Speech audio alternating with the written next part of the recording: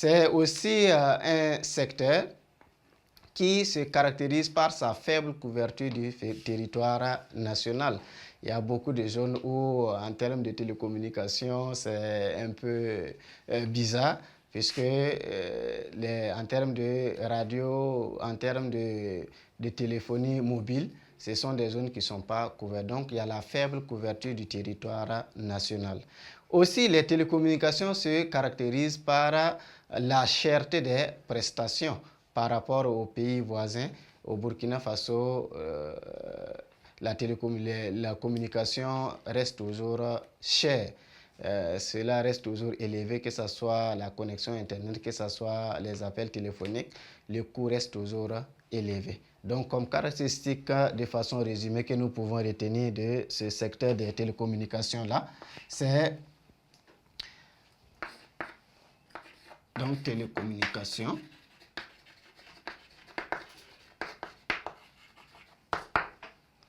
Les caractéristiques, nous pouvons retenir la forte expansion. La forte expansion. Depuis les années 2000, liée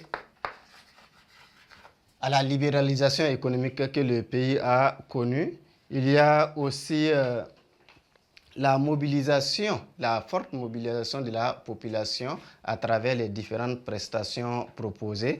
Il y a aussi la faible couverture du territoire national comme caractéristique que nous pouvons retenir.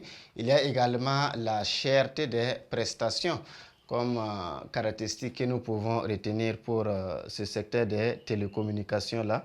Il y a aussi qu'on peut parler de l'arrivée des chaînes de radio et de télévision privées, mais aussi le développement du service postal. Voici entre autres ce que nous pouvons retenir comme caractéristique du secteur des télécommunications. Donc, en résumé, pour ce grand point, ce grand thème, nous avons abordé les caractéristiques des transports. Les transports qui se caractérisent par la faible diversité, c'est une activité dominée par les transports terrestres, les acteurs sont majoritairement analphabètes, le transport ferroviaire est peu développé, il y a également la vétusté, la mauvaise qualité des moyens roulants. Après le secteur des transports, nous avons abordé le tourisme. Le tourisme également au Burkina Faso se caractérise par l'amateurisme de nombreux acteurs, comme les guides touristiques, dont les prestations ne sont pas toujours à la hauteur des attentes des visiteurs. Il y a également les types de tourisme que nous connaissons au Burkina Faso. Il y en a 4 types: l'écotourisme, tourisme synergétique, tourisme culturel, tourisme d'affaires et de congrès. Il y a les difficultés d'accès aux sites touristiques, mais aussi les désintérêts des populations locales à la chose touristique. Et le tourisme burkinabé, c'est aussi un tourisme essentiellement étranger, parce que les locaux ne s'investissent pas trop dans la chose touristique, parce qu'on dit que c'est une affaire de blancs. Après le tourisme, il y a le secteur du commerce au Burkina Faso qui se caractérise par la prédominance de l'informel qui échappe au contrôle de l'État. Les acteurs également ici sont majoritairement analphabètes. Il y a aussi l'existence de 2 types de commerce: commerce intérieur, commerce extérieur. Le commerce intérieur qui se limite à l'intérieur du Burkina Faso et qui a pour zone d'influence les différents marchés locaux et qui concerne les produits agro-pastoraux. Il y a après le secteur du commerce, il y a l'activité, la dernière, les télécommunications.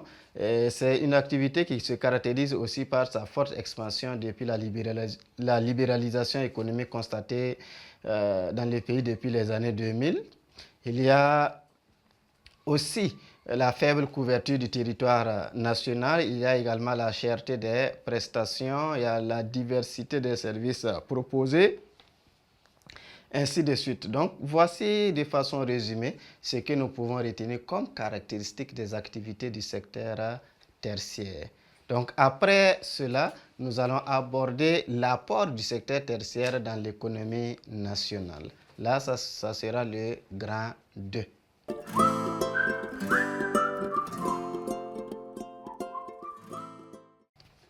Donc, après l'analyse des de l'apport des activités du secteur tertiaire dans l'économie nationale, nous allons maintenant aborder le dernier grand point de cette leçon qui va nous permettre de parler des politiques mises en œuvre pour le développement des activités du secteur tertiaire. Nous allons voir les mesures prises par l'État burkinabé pour favoriser le développement du secteur des transports, pour favoriser le développement du secteur du tourisme, pour également favoriser le développement du secteur du commerce, mais aussi pour les télécommunications et ainsi de suite. Voici ce que nous allons aborder dans ce grand point. Donc, grand 3, les mesures prises par l'État. Les mesures prises par l'État pour le développement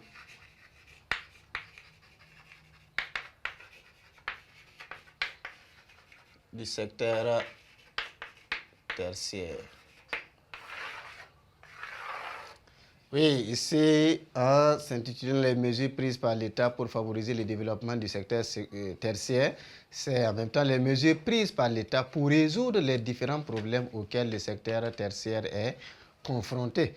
Et nous allons voir en première activité les mesures prises par l'État en faveur des transports. Les mesures prises en faveur des transports.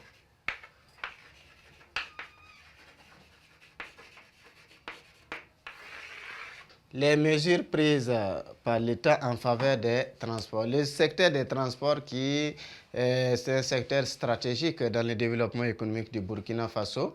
Face aux différentes difficultés que le secteur connaît, le gouvernement burkinabé a pris de nombreuses mesures allant dans le sens de favoriser le développement de cette activité-là. Et parmi ces mesures, nous pouvons énumérer d'abord la construction. La construction des routes, le bitumage également de certaines voies. En plus de la construction des routes, nous allons voir aussi la création du fonds spécial routier, fonds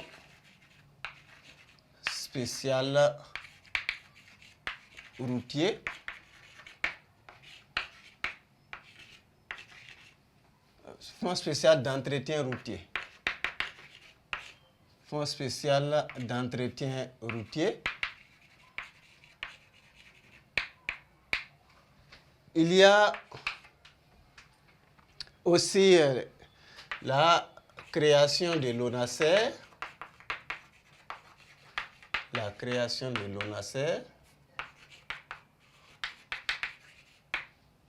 Les différentes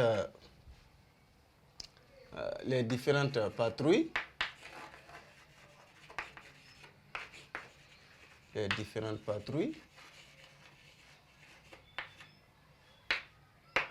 Policières, ainsi de suite. Donc, dans le domaine des transports, l'État a pris d'importantes mesures pour favoriser le développement de l'activité. Et parmi ces mesures, il y a la construction des routes, le bitumage de certaines voies et également la réhabilitation de certaines routes dégradées.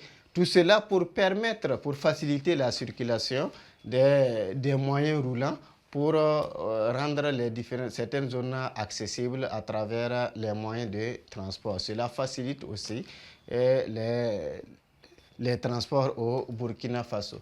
La création du fonds spécial d'entretien routier qui participe énormément à l'entretien de certaines routes pour assurer leur praticabilité.